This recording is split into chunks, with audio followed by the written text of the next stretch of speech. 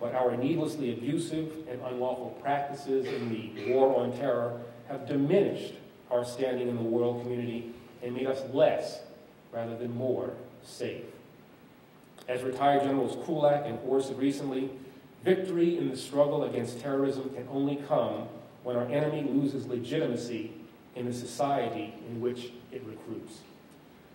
We cannot expect to turn the tide on terrorism if we do not regain the respect of those in the Arab and Muslim world who still stand with us in rooting out the extremists among them. For the sake of our safety and our security, and because it is the right thing to do, the next president must move immediately to reclaim America's standing in the world as a nation that cherishes and protects individual freedom and basic human rights. First, we must close our detention center in Guantanamo Bay.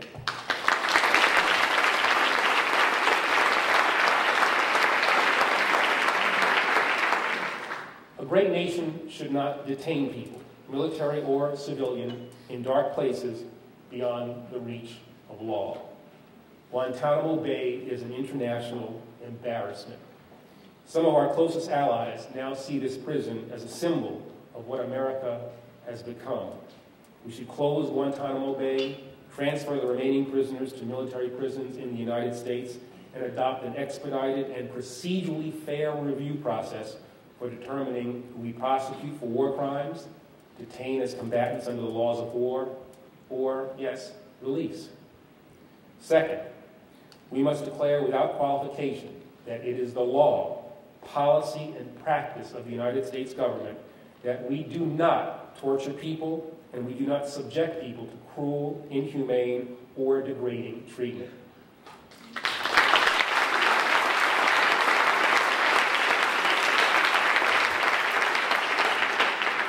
Torture is illegal, immoral, counterproductive, and beneath the dignity and tradition of Americans.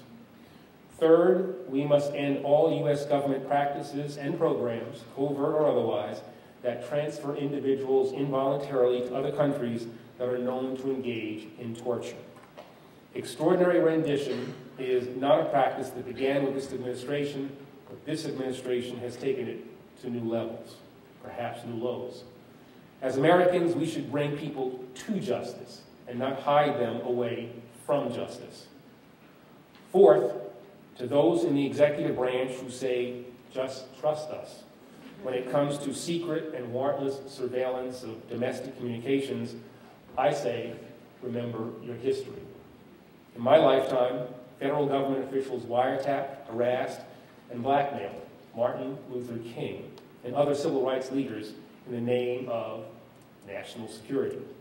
One of America's greatest heroes, whom today we honor with a national holiday and countless streets and schools and soon a monument in his name, was treated like a criminal by those in our federal government possessed of too much discretion and a warped sense of patriotism. Watergate revealed similar abuses during the Nixon administration. These and other government abuses of power led the Congress to enact into law the Foreign Intelligence Surveillance Act of 1978, FISA. We must utilize and enhance our intelligence collection capabilities to identify and to root out terrorists. But we must also comply with the law. We must also comply with FISA. If the defense, law enforcement, and intelligence communities are in agreement that FISA is too cumbersome to identify and combat terrorist activity, the next president should work with Congress to improve the law or give additional resources to the court that supervises the FISA statute or to the Justice Department.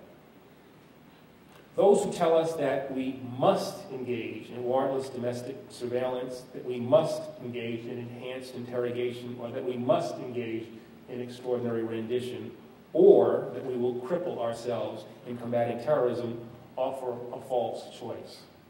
There is simply no tension.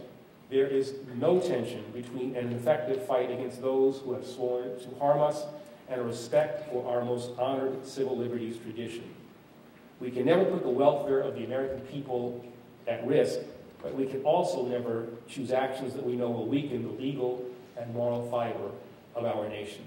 If we do, we forget who we are as a country, and we will face far more terrorists and not fewer.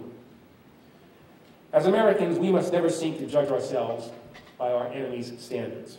In the struggle against terrorism, we will only prevail if we persuade millions of people, from Morocco to Iraq to Indonesia, that our values are more attractive than those of our enemies. We are the best example of a good nation that mankind has to offer. And the test of a great and good nation is whether we are strong enough to adhere to our values, not only when it is easy, but also when it is hard. It is our task over the next several years to reverse the disastrous course that we have been on over the past few years. We as Americans must stand up and recognize the mistakes that we have made, and we as Americans together must begin the process of correcting those errors as we have in the past. Our great democratic institutions and our tremendous respect for law are, without doubt, strong enough to weather the storm as they have weathered so many before. The rule of law and our statute in the world are inevitably, historically, and inextricably linked. From the trials of Nuremberg to our victory in the Cold War, our respect for the rule of law has been a powerful tool to promote our national interest on the international stage. If we hope to take our place as a leader on that stage, we must reaffirm these, our most treasured values. This is our challenge. Thank you.